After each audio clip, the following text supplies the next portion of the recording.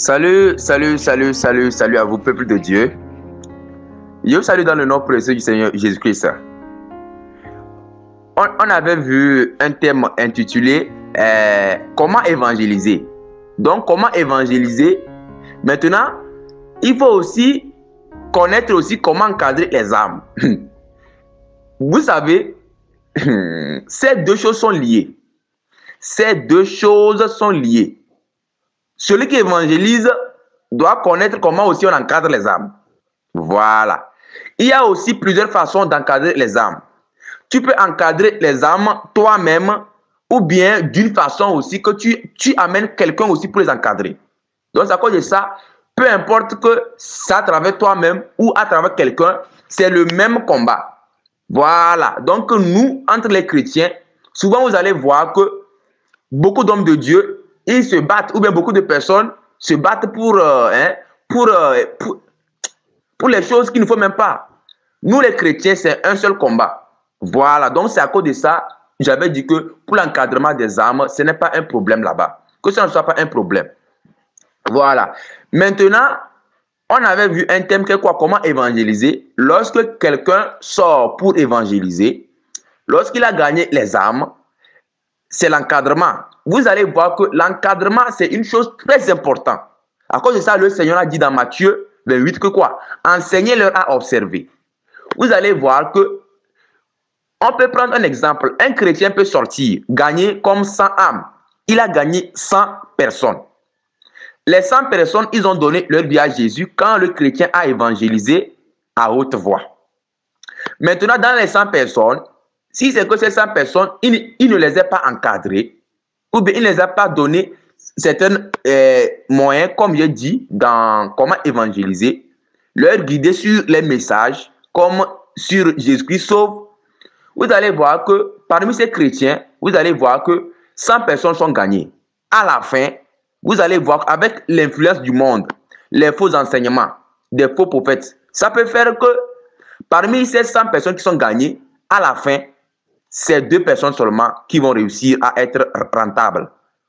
Vous voyez? Et même parfois, même, il n'aura même pas, bien que 100 personnes sont gagnées, les 100 personnes-là, ils ne pourront pas finalement aboutir. Donc, ça veut dire que quoi? Ton travail a été en vain. Donc, il est très important d'évangéliser. Il est aussi très important aussi d'encadrer les âmes. Voilà. Donc, c'est à cause de ça, vous allez voir que j'ai aussi élaboré aussi un système aussi qui nous permettra aussi de travailler ensemble. Voilà. Parce qu'on est une famille sur Jésus-Christ sauve. On est une famille. Donc, c'est ça. Lorsqu'une personne viendra sur la chaîne, il va voir toutes sortes de choses pour l'encadrement. Voilà. Donc, c'est à cause de ça, vraiment, on est une famille pour la même cause. Voilà. Donc, lorsque un chrétien donne sa vie à Jésus, vous devez le faire écouter ce message d'encadrement. Voilà. Parce qu'à la fin aussi, donc c'est à cause de ça, vous de mon côté, je suis disponible pour l'œuvre de Dieu à 100%. Donc c'est à cause de ça vraiment, je me suis vraiment adonné au Seigneur pour son œuvre. Voilà. Donc je me suis adonné au Seigneur par sa grâce pour être disponible pour les âmes. Donc c'est à cause de ça aussi, vous allez voir qu'il y a plusieurs enseignements que par la grâce du Seigneur, je fais souvent pour le bien de nous tous. Donc, lorsque quelqu'un est gagné, vous devez le faire écouter aussi ces messages. Maintenant, à vous qui avez reçu Christ aujourd'hui, ce que vous devez savoir dans la foi, et le chrétien, le premier point que vous devez savoir, ces conseils sont là à vous aujourd'hui, le nouveau converti, vous qui avez donné votre vie à Jésus, ces conseils que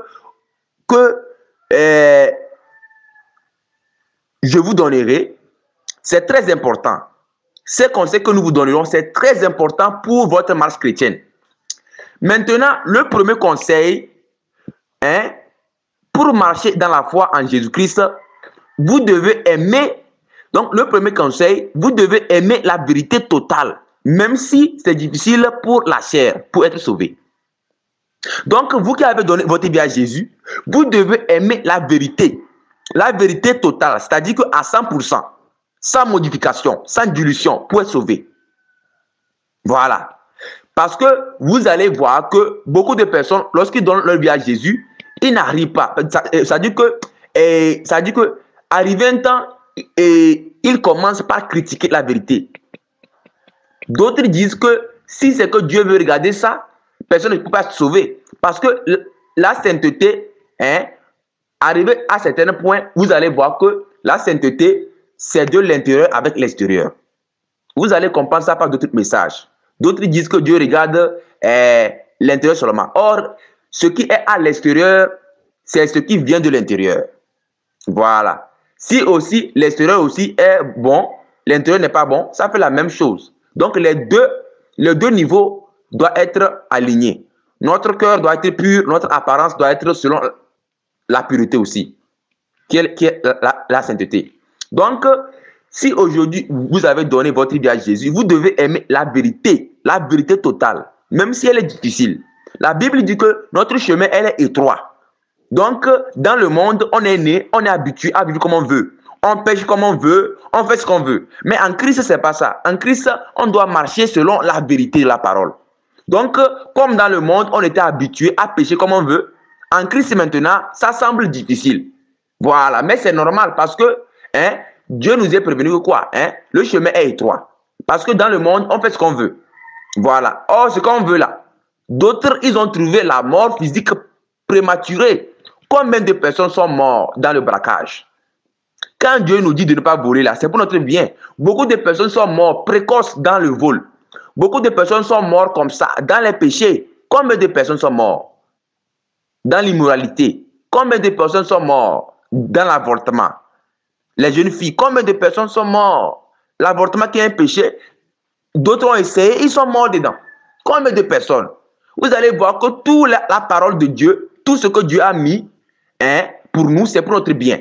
C'est à cause de ça, quand Dieu nous parle dans sa parole que ces choses, ce n'est pas bon pour nous, on doit écouter. Parce que Dieu, c'est lui notre créateur. Il est là avant nous. C'est lui qui a fait grâce qu'on est né sur la terre ici.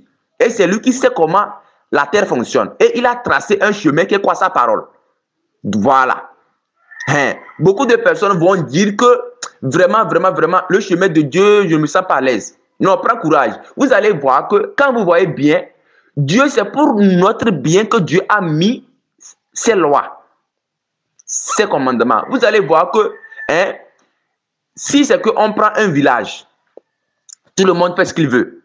Si quelqu'un te voit, il te tue. Vous allez voir que comment vous allez vivre dans ce village. Vous allez voir que dans ce village, vous aurez tout le temps peur.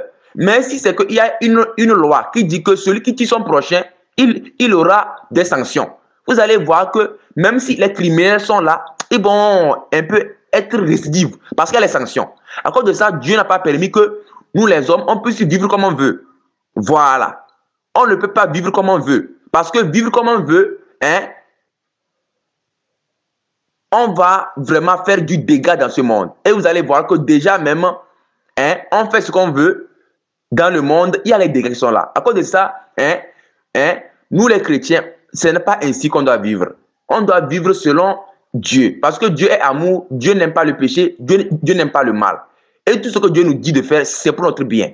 Si une chose est bonne à faire, Dieu va nous dire de faire. Mais ce que la chose n'est pas bonne, il y a les conséquences.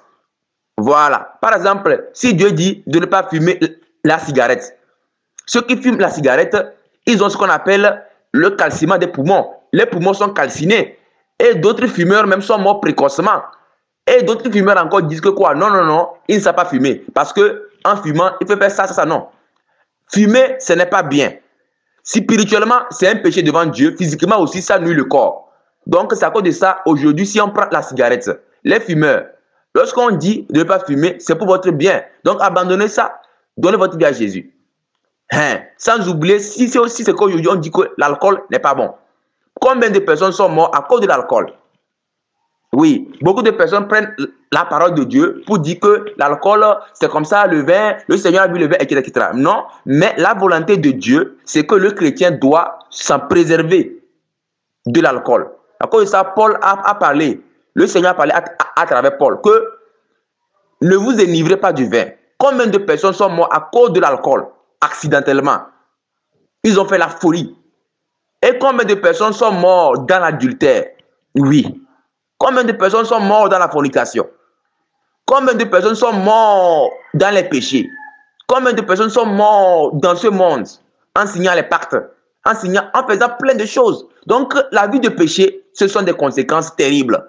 Et le plus grande conséquence, après la mort, c'est l'enfer. Qu'est quoi? La mort éternelle. Tu es là-bas, le feu te brûle éternellement. Oh, vous voyez? Donc, c'est en ça que vous allez voir que Dieu ne veut pas qu'on ait qu'à faire comme Satan. Satan a refusé de suivre Dieu, de vivre comme il veut. C'est à cause de ça, il veut influencer les hommes à vivre comme il veut. Or, Dieu nous aime, Dieu nous a sauvés à travers Jésus-Christ. Dieu veut qu'on ait qu'à le suivre pour que Satan lui seul soit jugé et condamné. C'est à cause de ça, Dieu maintenant, dans son amour maintenant, il nous a sauvés. À cause de ça, ne suivons pas Satan. Suivre Satan, c'est d'accepter de faire ce qu'on veut. C'est ce qu'on veut. Voilà. Donc, c'est ça. Donc, c'est à cause de ça, vous devez accepter de marcher sur le chemin de Dieu. Même si c'est difficile, prenez courage. Voilà. Maintenant, le deuxième point, le premier point, vous devez accepter marcher sur la vérité totale. Même si c'est difficile, prenez courage. Avec le temps, ça va vous habituer. Ou bien, maintenant, le deuxième point, vous devez pratiquer la vie de prière chaque jour. Donc, le chrétien, aujourd'hui, quand vous avez cru en Christ, vous devez pratiquer la prière chaque jour. Ce que je dis, vous pouvez noter ça sur une feuille. Ce que je suis en train de dire, vous pouvez noter ça sur une feuille. Voilà. Donc, le chrétien, premièrement, doit aimer la vérité totale. Marcher, même si c'est dur, comment ça va aller. Avec le temps, il sera habitué. Deuxième point, vous devez pratiquer la vie de prière de tous les jours. Le chrétien ne prie pas aujourd'hui, demain il ne prie pas. Ou bien il prie aujourd'hui, il laisse 2 jours. Chaque jour, le chrétien doit prier. Chaque jour, le chrétien doit prier. C'est comme si quelqu'un qui n'oublie pas de manger tous les jours, le chrétien aussi doit aussi prier tous les jours. Voilà. Donc c'est ça. Et le troisième point, le chrétien, vous qui avez cru en Jésus-Christ aujourd'hui, vous ne devez pas valoriser une personne, peu importe la famille ou l'argent ou un travail ou une chose mondaine que le Seigneur n'aime pas pour perdre votre salut pour toujours ou éternellement.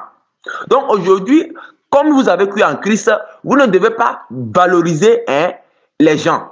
Parce que beaucoup de personnes, ils ont peur de faire ce qui est bon à cause de la famille. Ils ont peur de faire ce qui est juste. Voilà.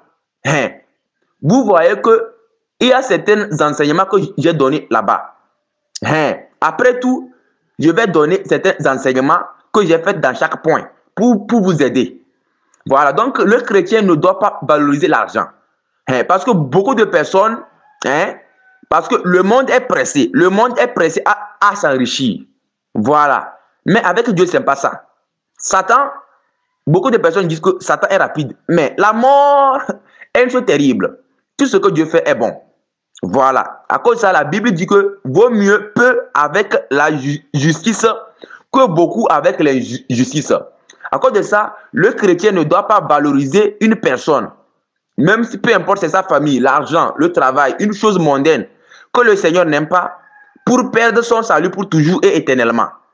Voilà. À cause de ça, le chrétien doit être prêt à perdre tout. Le Seigneur a dit dans sa parole que si quelqu'un ne perd pas sa vie, il ne peut pas la retrouver. Il a dit que celui qui aime son père, sa mère, ses frères, ou bien quelqu'un plus que moi, n'est pas digne de moi. Voilà. Donc, nous devons aimer le Seigneur Jésus-Christ plus que toute chose. Voilà. Donc, le quatrième point, c'est que le chrétien, toi qui as donné ta vie à Jésus, le chrétien doit faire attention aux faux enseignements, aux conseils des faux prophètes et des hommes de Dieu, hein, ignorants et incrédules ou orgueilleux, hein, qui ne veulent pas accepter la vérité. Donc, le chrétien doit faire attention aux enseignements, aux conseils des faux prophètes, des faux hommes de Dieu. Pourquoi il dit ça? Parce que certaines personnes, lorsqu'on les interpelle que ça, c'est pas bon, il veut aller chez un homme de Dieu. L'homme de Dieu, lui, il a peur de dire la vérité.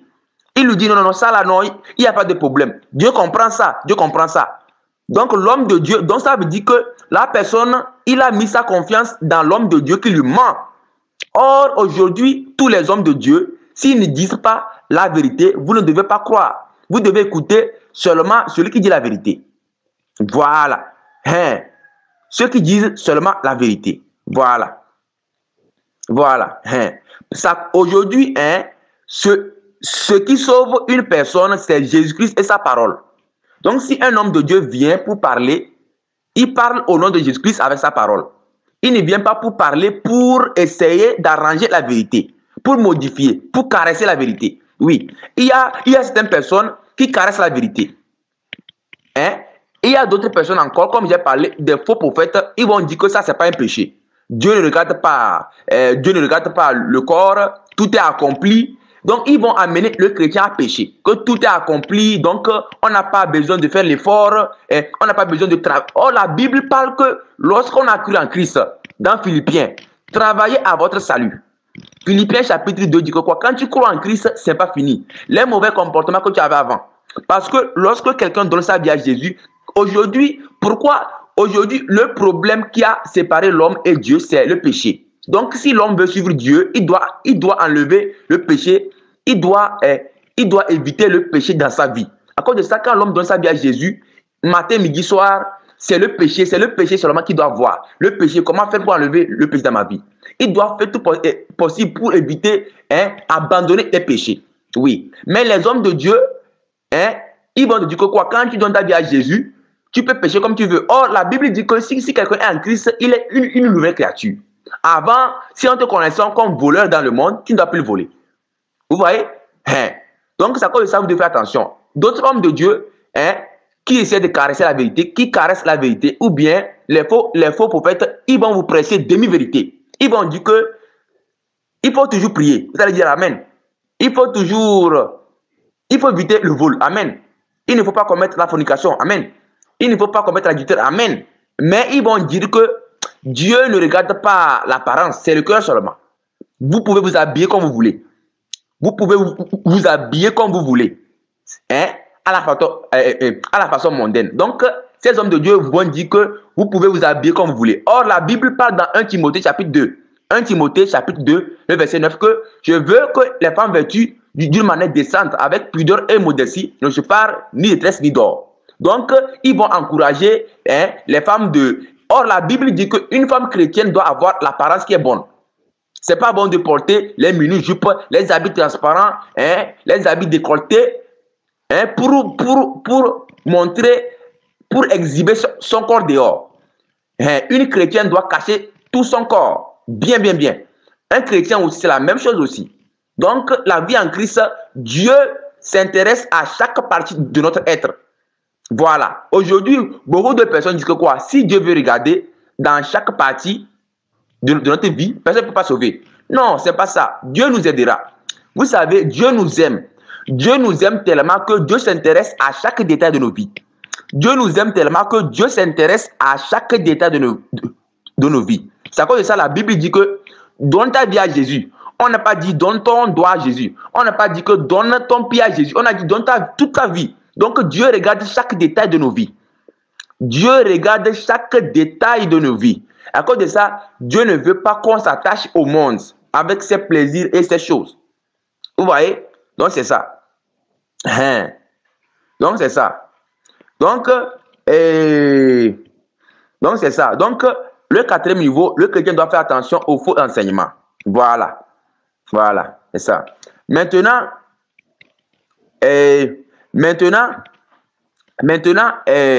voilà. Maintenant, je vais aussi donner le conseil là à ceux qui encadrent les âmes. Si vous voulez encadrer ceux qui encadrent les âmes, ou bien les hommes de Dieu, les évangélistes, etc., vous devez, les âmes que vous encadrez, vous devez les prier pour eux. Donc, 5e niveau, l'importance de prier pour eux. Vraiment, vraiment. L'importance de prier pour eux. Il faut prier pour que Dieu n'a qu'à les aider. Il faut prier pour eux. Voilà. Donc, le 5e point, c'est l'importance de prier pour eux. Maintenant, de les encadrer spirituellement, voilà, de prier pour eux. Voilà. Donc, il est très important que vous priez pour ces nouveaux convertis. Et il est très important aussi de les encadrer financièrement, si possible, selon vos moyens. Parce que beaucoup de chrétiens, lorsqu'ils viennent en Christ, ils ont plein de problèmes. Dans le sens que d'autres même manquent, qu'est-ce qu'ils vont manger? À cause de ça, vous qui êtes des pasteurs, vous devez aider ces nouveaux convertis. Voilà, parce que beaucoup d'hommes de Dieu ne le font pas. Le fidèle vient et que peut-être que, ça veut dire que nous devons manifester la charité. Au moins, si vous n'avez pas, on sait que au moins vous n'avez pas. Si vous n'avez pas pour encadrer, pour aider les âmes financièrement, on sait comment vous n'avez pas. Voilà. Mais si c'est que vous avez et vous n'aidez pas celui qui est dans les besoins, c'est pas bon. Voilà. Donc, c'est à vous de voir. Par exemple, il y a certaines choses même là. Il y a certaines choses là. On ne doit pas dire à un chrétien. Peut-être qu'une soeur te parle, un frère te parle que, voilà mes défis. Si c'est que tu as un moyen, il faut l'aider en même temps. Il ne faut pas qu'on te dise que c'est comme ça, c'est comme ça. Non, non, non. Donc, il y a certaines choses que il ne faut pas qu'on nous dise d'abord avant de faire. Nous-mêmes, on doit faire ce que nous voyons que c'est bon de faire. Voilà. Donc, vous qui encadrez les âmes, vous devez prier pour eux et les aider financièrement si possible. Voilà. Au moins, si vous n'avez pas, on sait que vous n'avez pas. Même si c'est peu, et c'est que beaucoup de personnes attendent souvent que lorsque j'aurai beaucoup d'argent, je vais aider. Non, non. Non. La Bible dit aide les gens selon ton moyen. Si, on n'a pas besoin forcément d'avoir beaucoup d'argent pour aider une personne. Même si c'est peu. Pas de problème. Pas de problème. Voilà. Au moins, si c'est que vous n'avez pas ou bien ça n'a pas marché, Dieu sait que voilà. Donc, c'est ça. Donc, efforcez-vous d'encadrer les nouveaux convertis dans la prière, en priant pour eux et financièrement si possible. Voilà. Maintenant, vous devez aussi chercher toujours aussi à voir comment ils vont. Vous allez voir que l'exemple de Pierre, la Bible dit que Pierre allait et visitait les saints. Donc, vous devez souvent chercher à voir les nouveaux convertis, comment ils vont. S'entretenir avec eux. Parce que beaucoup de chrétiens retournent dans le monde quand ils ont les problèmes. Les conseils, les choix, ils ne savent pas comment choisir. Donc, à cause de ça, vraiment, à vous, mes frères et sœurs, pour les âmes, vraiment, vous devez aussi vraiment ça dit que souvent les aborder pour voir comment ils vont, etc., etc. Voilà. Surtout pour les sœurs, faites attention. Je dis que faites attention, vous les sœurs, faites attention. Voilà. Faites attention. Donc, c'est à cause de ça, vous allez voir que vous devez vraiment faire attention. Donc, que le Saint-Esprit vous guide vraiment en toutes choses. Donc, maintenant, j'ai donné certains enseignements qui peuvent aider à vous qui avez donné votre vie à Jésus aujourd'hui. Dans le premier point, j'avais parlé que le premier point, vous devez aimer la vérité totale, même si c'est difficile pour la chair, pour être sauvé. Donc, j'ai donné un enseignement sur Jésus-Christ sauve, connaître et comprendre la vérité totale sur le salut. Donc, l'enseignement intitulé Comprendre la vérité totale sur le salut va vous enseigner comment comprendre l'œuvre du salut. J'ai donné un enseignement qui est voilà la vérité totale si tu veux être réellement sauvé. Donc, vous pouvez prendre un bic, noter ces points. Donc, au niveau du premier conseil que j'ai donné, quoi? Le chrétien doit aimer la vérité totale si c'est difficile pour être sauvé. Le chrétien, le premier point que j'ai donné, le chrétien doit aimer la vérité totale, même si c'est difficile pour sa chair, pour être sauvé. C'est en ça que j'ai donné certains enseignements sur Jésus-Christ sauve, comprendre la vérité totale sur le salut. L'autre enseignement, voilà la vérité totale si tu veux être réellement sauvé. Maintenant, vous pouvez, au niveau du second point, que j'ai dit que quoi, le chrétien doit prier chaque jour. Là où j'ai dit que le chrétien doit prier chaque jour, vous allez voir que j'ai donné l'enseignement là-bas, l'importance de toujours prier chaque jour, en deux parties. Donc, au niveau de la prière, que j'avais dit que quoi, le chrétien doit prier chaque jour, j'ai dit là-bas, l'importance, j'ai donné un enseignement intitulé l'importance de toujours prier chaque jour, en deux parties. Il y a aussi l'autre enseignement aussi, au niveau de la prière aussi, là où j'ai dit, il faut pratiquer la vie de prière de chaque jour. J'ai donné aussi l'autre enseignement aussi que les critères d'exaucement de nos prières en trois parties. Les critères d'exaucement de nos prières en trois parties. L'autre, c'est la patience, une clé de victoire. Voilà. Donc, ces trois messages, c'est lié à la vie de prière. L'importance de toujours prier chaque jour en deux parties. Les critères d'exaucement de nos prières en trois parties. La patience, une clé de victoire en trois parties. Voilà.